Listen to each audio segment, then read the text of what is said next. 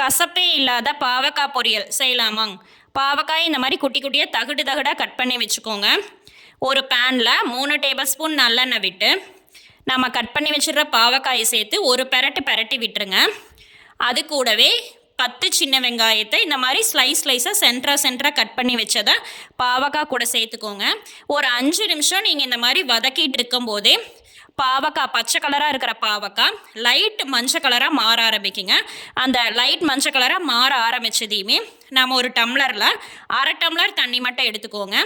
1 table spoon வரமிளகாத்தூள், 1/2 table spoon மஞ்சத்தூள், தேவையான அளவு உப்பு சேர்த்துட்டு எல்லாத்தையும் ஒரு கலந்து விட்டு நம்ம பாவக்காய் கூடவே மிக்ஸ் பண்ணி விட்டுருங்க.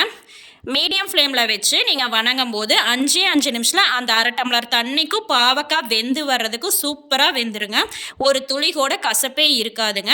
சாதத்துக்கு சூப்பராக இருக்குங்க. ட்ரை பண்ணி பாருங்கள், நல்லாயிருக்கும்.